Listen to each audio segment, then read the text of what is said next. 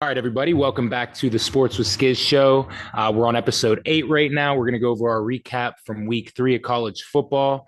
Had a lot of crazy games going on, but Knock, most importantly, you got the bragging rights, brother, for the Backyard Brawl. So I'll let you go ahead and kick it off here. Yeah, I just wanted the camera to catch my smirk for a second. I had fun. It was a great game. Um, it's very rare you get to see a grown man weep, guys, and that's what my partner was doing over here all game. No, no, Lies. no, no. Jokes aside, no jokes aside. No, it was weird, dude. It was a slow start to begin the game. What I think it was 7-3, maybe 10-3 at half, if I'm not mistaken. The second half was a completely different ball game. I'll be honest. I'll just jump straight into it. I feel even though West Virginia won, that Rich Rod was trying to lose. There's certain games and there's certain moments where you play around with your roster and that's just not the game to put your second and third string quarterbacks in. I mean, it was a liability. I really have no idea what he was thinking. So I went and I said to myself, I'm going to watch the press conference here. I'm going to I'm going to watch the press conference here and listen, they asked him in the press conference, why are you playing your second and third string quarterbacks? And his answer is a resounding, because I'm the coach. That's just totally unacceptable in my eyes, bro. There are a lot of people that rely on West Virginia and just watching them, and you know what I mean, and football, basketball, that's just all those people have down there. And they deserve a better explanation as to why you almost single-handedly cost your team the game by putting in a freshman and a third stringer and then saying, oh, well, you know what, let's just go back to the starter. We're down now. He'll get us out of this jam. And shout out to Nico Marchiol. He definitely did that. So we don't see you for a couple of years. That's a big one. Yeah, Knock. It was definitely a tough one to watch. I don't even know really where to start with that game. I had to put this bag on. I think you've seen it on our TikTok. I think that was the most viewed thing that we've had so far. Me giving my pit breakdown. But no, let me take this off right now.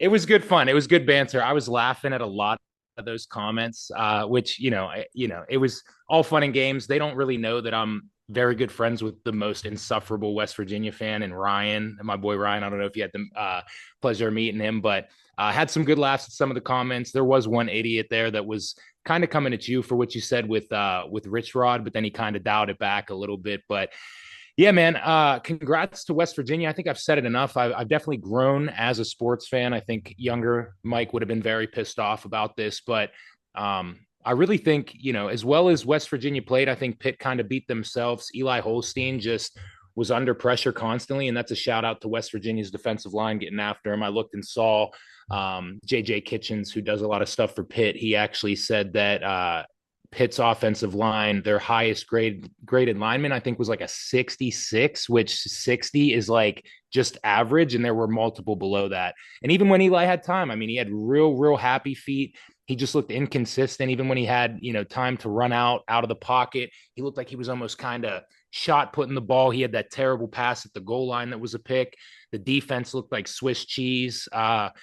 Brandon Lovelace, who I shouted out, what the hell are you doing? You recovered that fumble and kind of just tossed it up. I know we talked about that, but yeah, I'm with you on the Rich Rod stuff. That was very weird to me, and that answer is even weirder. Nico played very good in that first half, so it was really weird to see him come out of the game. But hats off to West Virginia. It stings a little bit, but we're good. The sun came out. I'm feeling fine. I'm healthy. We're good to go. It just sucks. Again, we talked about it. The administration letting this game go for the next 3 years kind of sucks. So I hope that they just continuously renew this. It's renewed for the next 8 years. Once 2029 comes, it should just be a thing until Earth is no longer Earth anymore. Yeah, and before we finish it off, I want to highlight one player and specifically for the Mountaineers, Ty Edwards. Hats off. With Hell of a Jalen game. White being out, there was questions at the running back position. 22 carries, like a buck 40 and 3 scores, man. So he needs to be credited with some he's a winner for the week for me. Let's Yeah, just say that.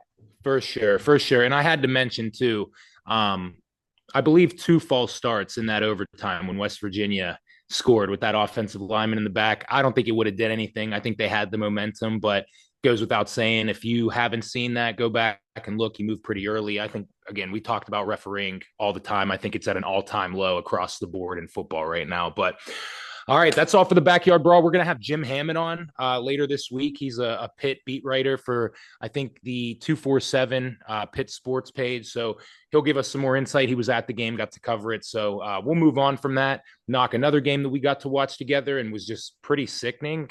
Clemson versus Georgia Tech. Clemson, what the hell is going on? Dabo Sweeney, man. I really don't understand. Cade Klubnik, shout out to my man Waz. He said it from the beginning of the season. He was never a Cade Klubnik believer, excuse me. And Cade's kind of proving him right now. I mean, their offensive line isn't that good either, but he just looks, I don't even know. He's kind of similar to Eli right now, where he kind of has happy feet. He's fumbling the ball. He's throwing interceptions. Clemson just looks like a disaster right now. And again, they start slow. They started slow again. I don't know what else to say. Yeah, this is an episode where I feel like we should be giving Georgia Tech some flowers, but instead I came here to berate Clemson too. I don't like anything that I'm seeing from them. It hurts even worse when you're putting the money down on them. Um, like you said, Cade, the defense is okay, but they're still, I don't know, they're just weak. Yeah, their offensive line sucks. They have no running game. Wesco was the only highlight of their offense last weekend. We had that 73-yard touchdown. So, like, Georgia Tech is good. They are competitive football now. We have to show them a little bit of love and respect, absolutely. And I love that. I love that the tables are turning. NIL is changing teams in a good way. Depending on the program. It just depends on how it's run right. I know for a guy like Dabo Sweeney, it's probably a little bit more difficult with the NIL. There could be some continuity issues with Clemson. I don't know. It's bad. And can I highlight kickers real quick? Because my goodness, Georgia Tech's kicker made a 55-yard bomb that might have went from 60 yards. I mean, when did kickers develop such powerful legs?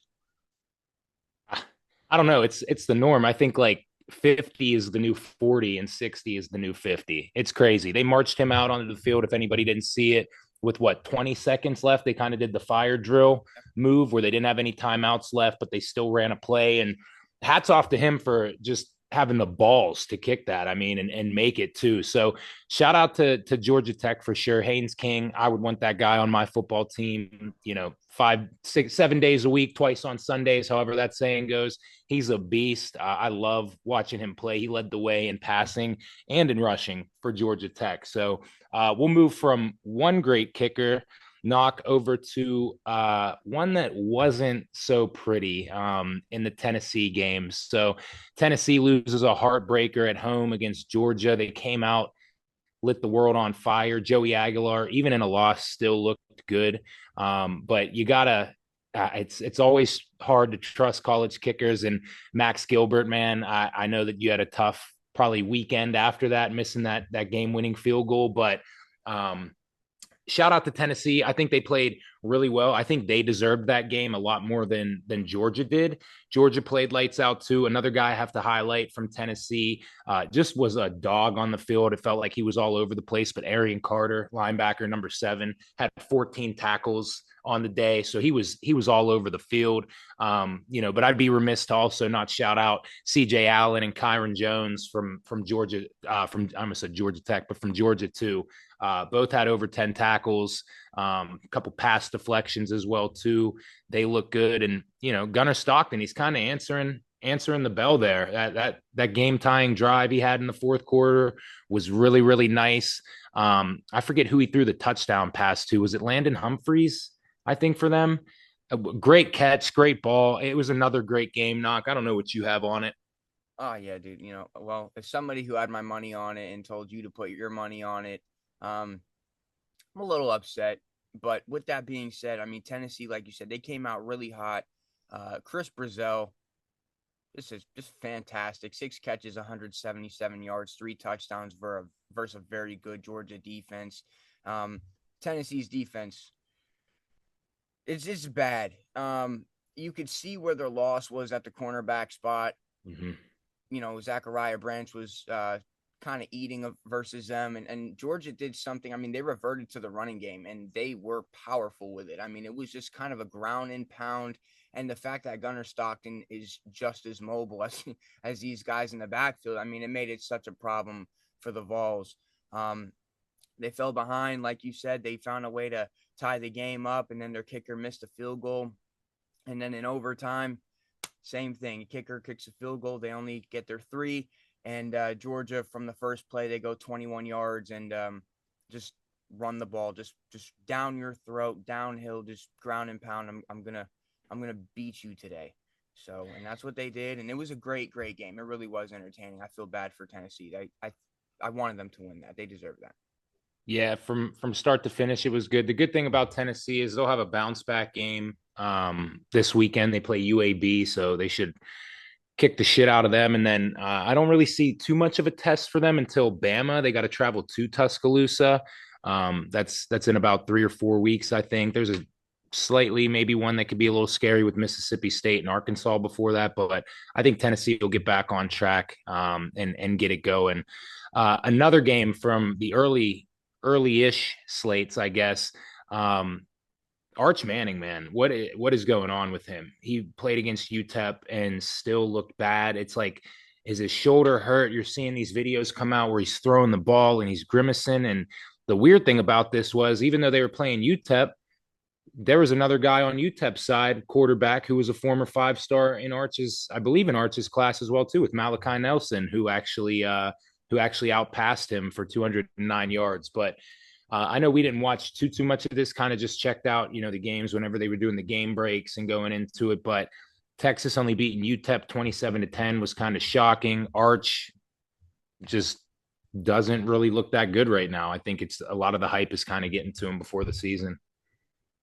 Yeah, man, we live in a really weird day, you know what I mean? Because we expect so much of these guys. And I'm a firm Mm-hmm. believer of not lowering your expectations. I mean, you're a Manning. We said this after he played Ohio State. You're gonna live in a day where you're gonna get some scrutiny, but like he's still young, dude. And while he doesn't look good, he's inaccurate. He's just kind of all over the place with where he throws the football.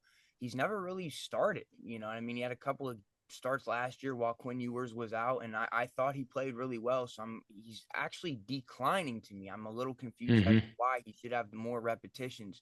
Um, I know this. I like his mobility a lot. I just think he's inaccurate, and I think that's something you can fix. I've always believed that. I think that he's going to be somebody who fails forward. He's not going to get drafted this year. That's fine. Yeah. I think come middle of the season, end of the season, he's going to be much better than where he is now. I think they're going to make it to the playoff. They might win a playoff game, but his senior year, watch out. And if he doesn't perform at a high level his senior year, then I think it's official to say he's not the guy because this is college. This was UTSA. This was a game where he needed to come out. And I'm not saying throw for 405 scores, but Julian saying, Ty Simpson, these guys haven't played before either, and they're playing for Bama and Ohio State, and they're doing what they need to do out there. So you got to tighten it up, Arch. Yeah, yeah, for sure. And I don't think I think the plan. I mean, I feel like the pay or the Manning household, excuse me, always has a good plan, especially with Grandpa Arch leading the way there. I don't think he was ever going to come out this year, even if he did light the world on fire. I think he's going to stay for next year, and even if he doesn't, if it still needs more development, he's only going to be a redshirt junior next year. So he still does have 2 more potential seasons, but. Another game I wanted to move on to here, Knock. I know we had a little bit of high expectations that slowly just plummeted throughout this game rather quickly, I guess. But Miami just beating the shit out of South Florida. It was a good little run for South Florida. They could still make some noise. I mean, their like gauntlet of the beginning schedule is done. I think they played 3 ranked teams in the first 3 weeks. I think the only team to do so.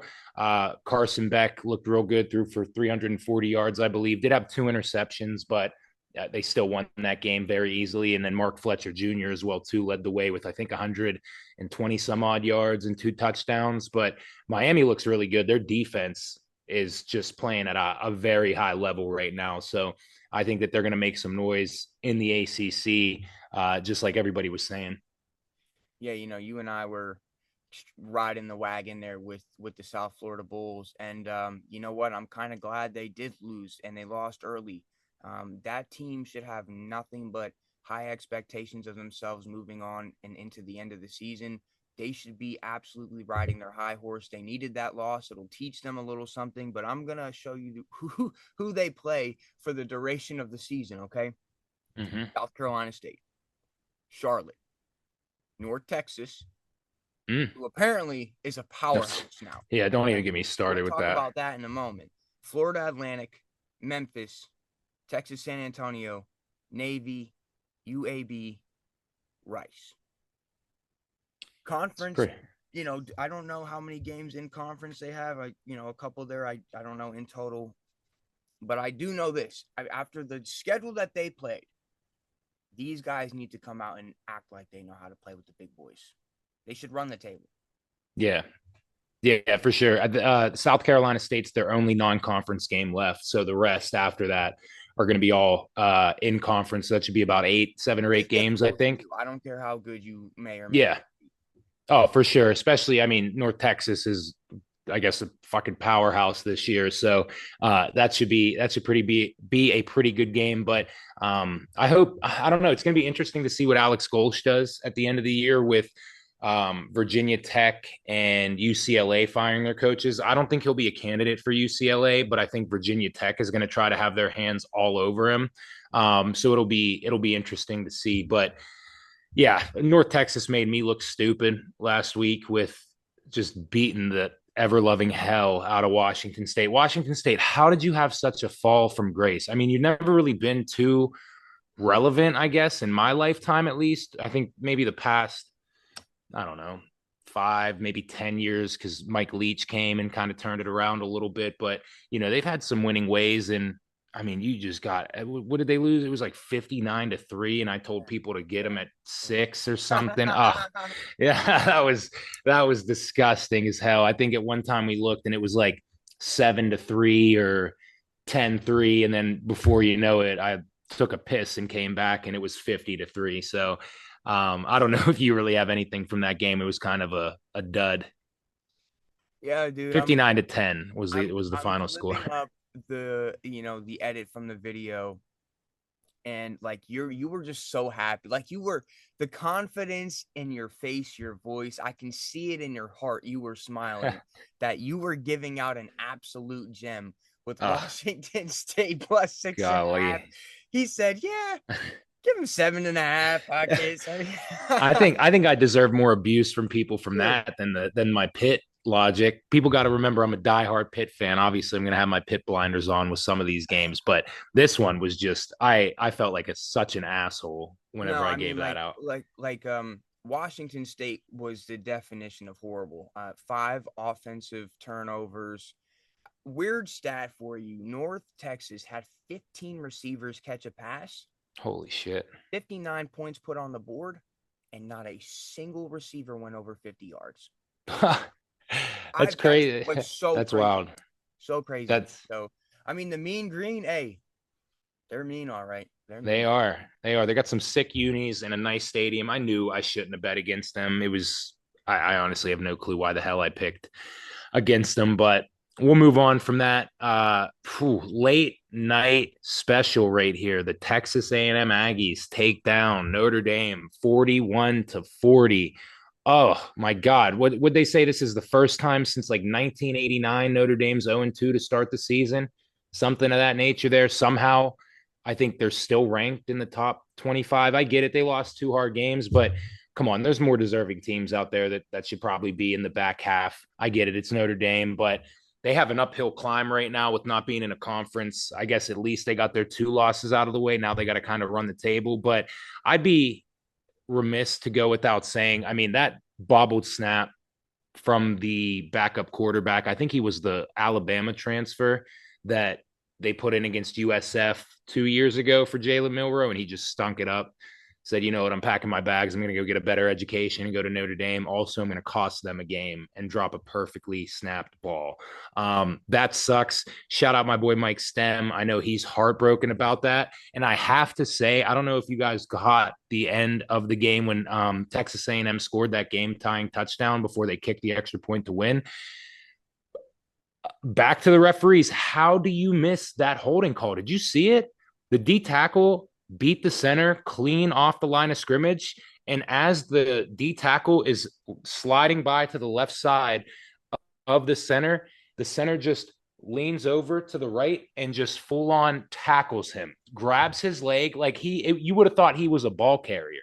Just straight up tackled him. If you didn't see the clip, you got to search it. It's crazy. You as the back umpire, you're only looking right there.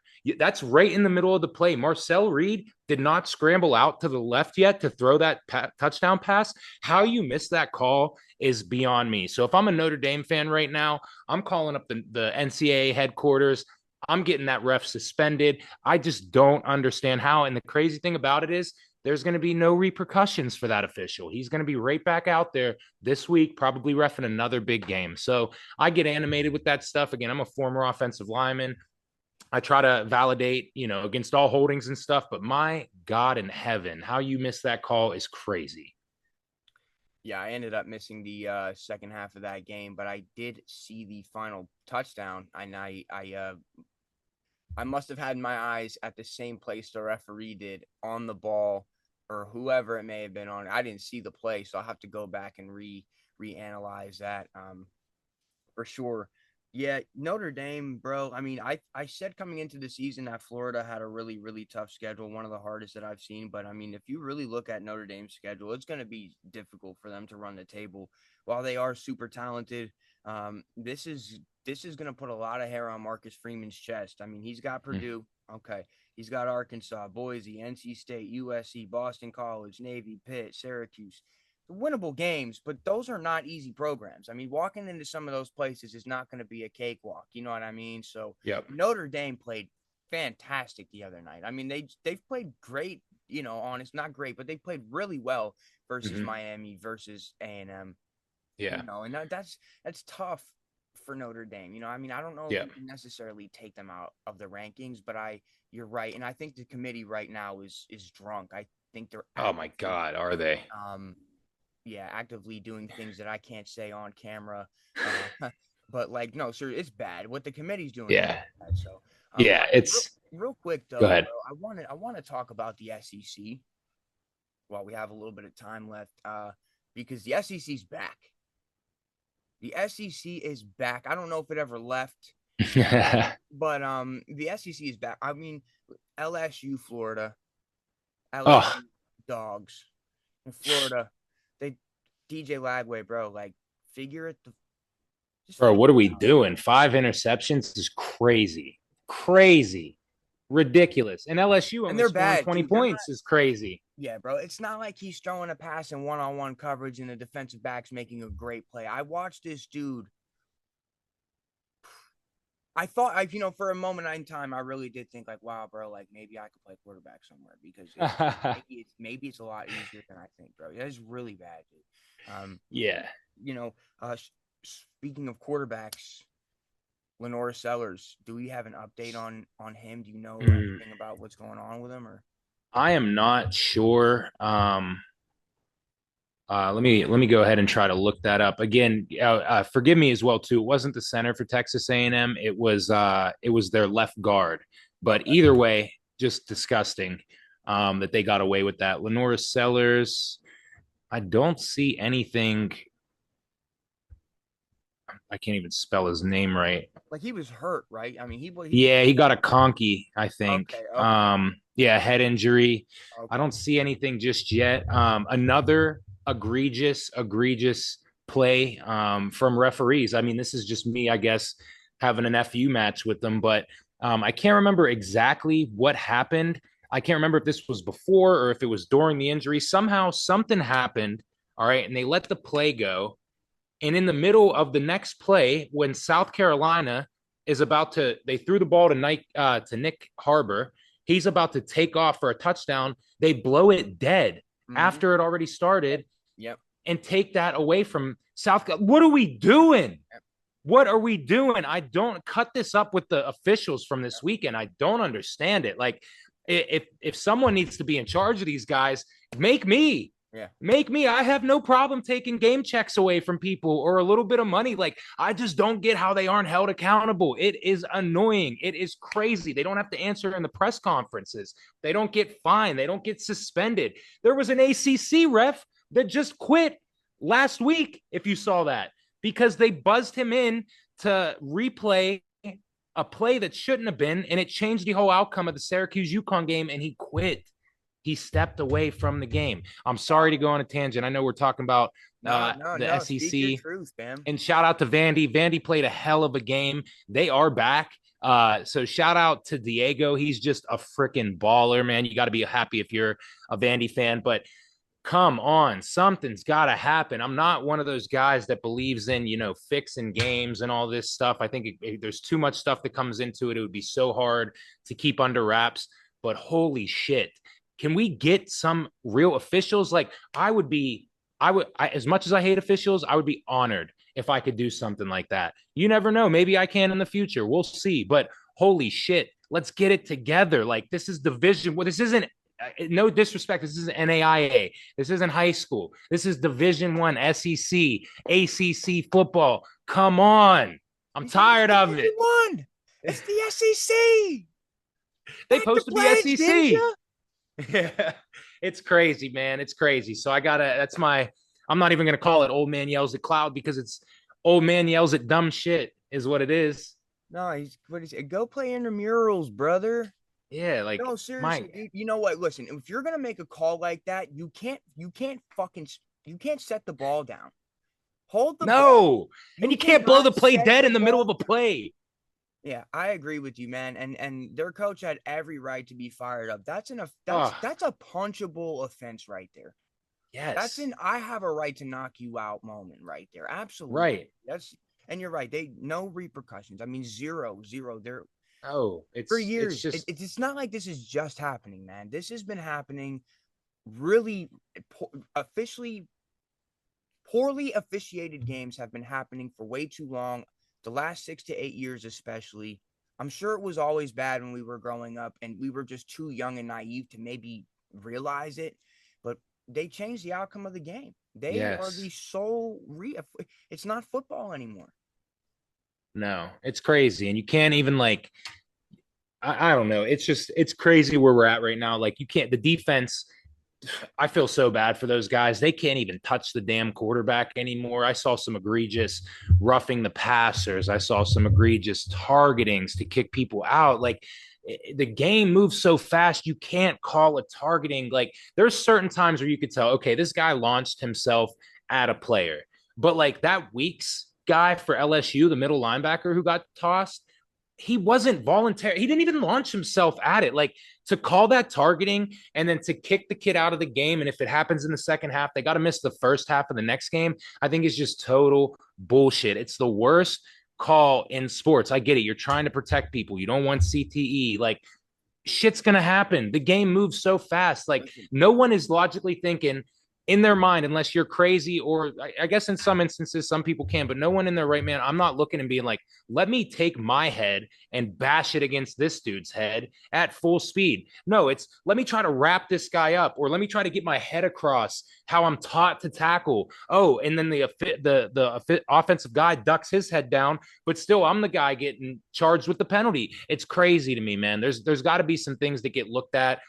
Even passes over the middle, a safety will come in, boom, lay him out, hit him right in the ribs. Somehow it's, a defenseless player. So what is he supposed to do? Just stop all of his momentum, let the bull catch the ball, and then, hey, see ya, 70 yards to the house. Why didn't you stop him? Well, coach, I couldn't, I didn't want to get a penalty. Right. It's just crazy. It's wild. Yeah. I mean, it's drastically changing the game. It is catered to the offense. I had something really interesting that I definitely wanted to add to that, and it just poof, gone. My bad. I was seeing red right there. I turned into a bull. The people, they need more people like us to speak out on these referees. They can't find us. Right. They can't Can't find find me and us. you.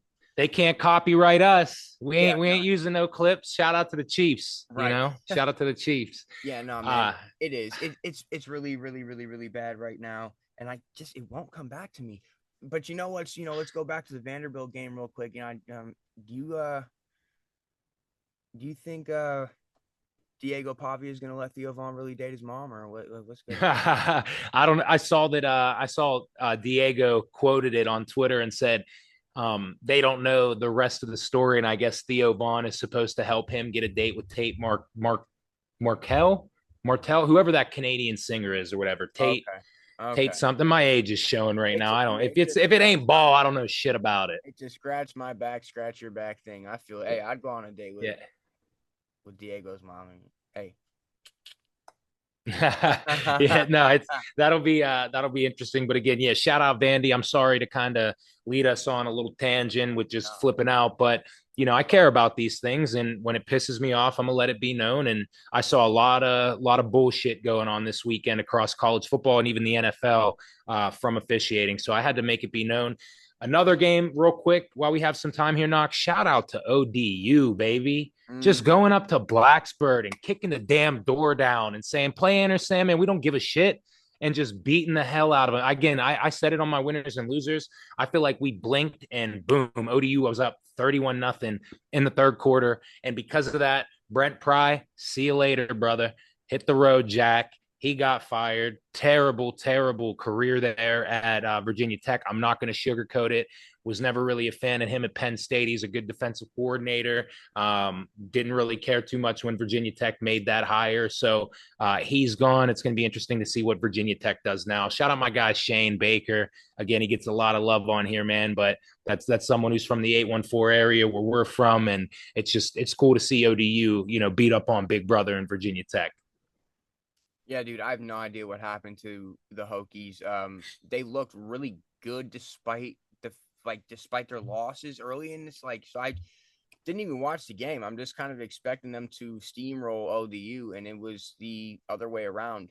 Again, that's the beauty of the sport that we call football, right? I mean, you love the upset. We really love to see those kinds of things, and you're right. Shout out Shane, somebody that I believe we are supposed to have on with us at some point, if I'm not mistaken. Fingers crossed. Fingers crossed. Fingers Yep. crossed, baby. You know what I mean? Yep. So, Yep. we're a go for Shane, and we would love to hear that inside perspective of just being a coach and what it's like to be on the sideline, things like that. So, shout out to Hell yeah.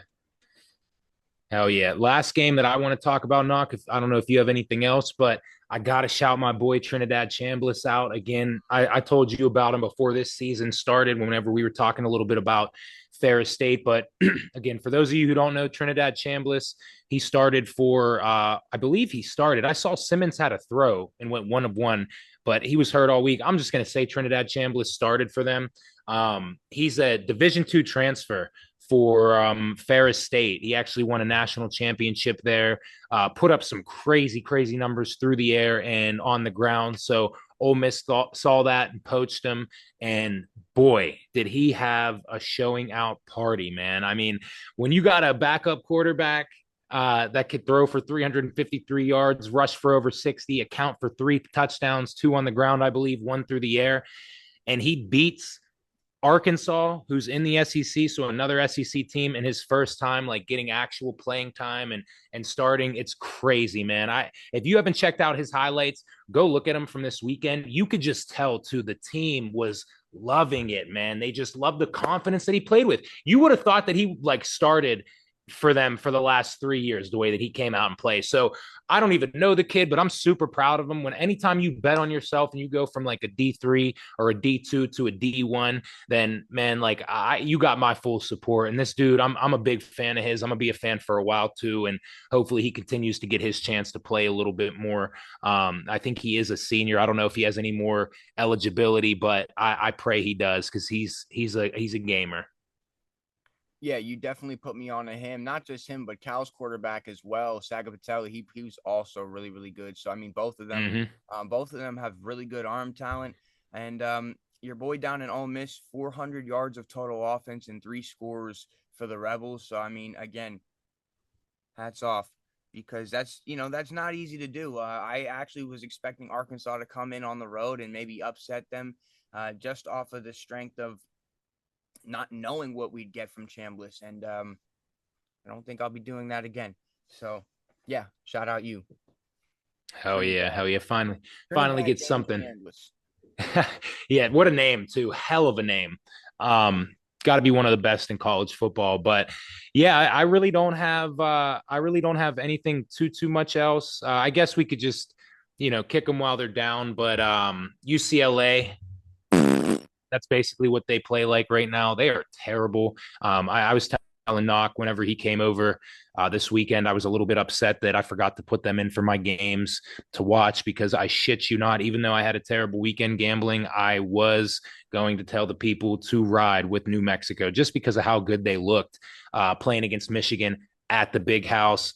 UCLA just looks like a stale fart. Nico just I'm having a regrets is just I don't even know, man. It's not all on him, but like again, the grass isn't always greener. So I don't know where you go from here. They fired Deshaun Foster.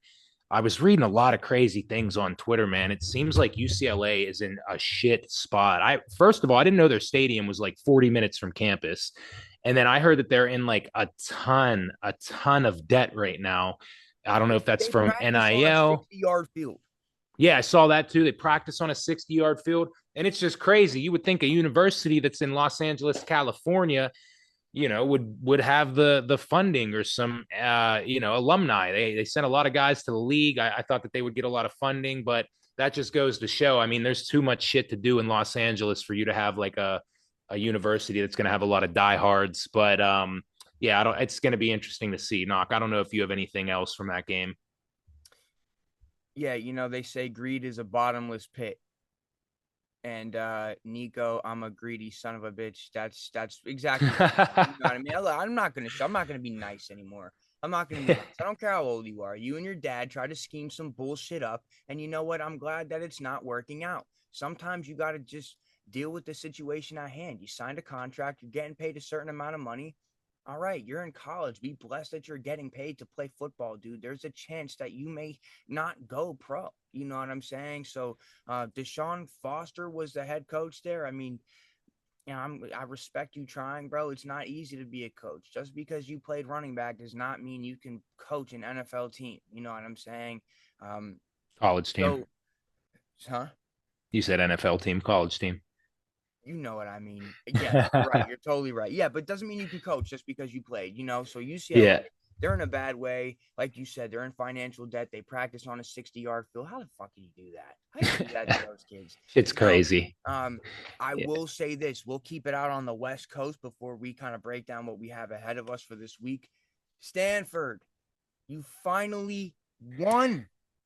Thank you, by the way. Thank you. Shout out to Frank Reich. Shout out to Andrew Luck. Listen, Andrew Luck's the athletic director now, right? If I'm not mistaken. Is it AD? I know he's the GM, I think. Is he the AD now too? He might be. It's one of those, Mike, but all I saw on Saturday night at 1:00, 1:30 in the morning, as I've got Stanford money line plus 350 against Boston College, tied at half. Andrew Luck is on the field, hyping up the crowd, getting everybody involved, ground and pound, professional offensive style run game. Stanford, let's go, baby. Love it. Love to see it.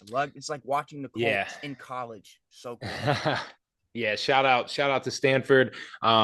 I honestly said where I didn't know where they were going to get their first win at. It was this week, obviously, but some good momentum to build on. I hope Andrew Luck could keep changing that program around back to what it once was when he was the quarterback there. I think Stanford's like a cool little story whenever they're good at football. They're more the brainiacs, the Ivy League of the West Coast, but no, shout out to them. And as far as this upcoming weekend, I mean, we got some good games coming up. We got Iowa at Rutgers. I'm kind of looking forward to that one. That's on Friday. And then I don't know if we have any ranked matchups this week. Nebraska and Michigan, that should be a doozy. SMU and TCU play this weekend. So there's some decent games. Besides that, a little bit of a boring board, but I guess I shouldn't say that because I really don't find any games to be boring. I just love college football. So that should be interesting. But everybody keep an eye out. We're going to be sitting down, like I said at the beginning of the show, with a good friend, Jim Hammett, who again is a sports writer for Pitt. Has his own show. Again, he was at the Back Yard Brawl, so we got to witness that belittling of the Pitt program, I guess, firsthand. So we should be sitting down with him tomorrow. That episode hopefully will be dropping Thursday. And then obviously we're going to keep doing what we do and release our Friday episode where we give you our games that we're going to be watching and our insights. So again, with that, make sure you bet responsibly. Have a game plan, like we always say. Before we wrap up here, Knock, any last words, anything else that you're looking forward to or got to say?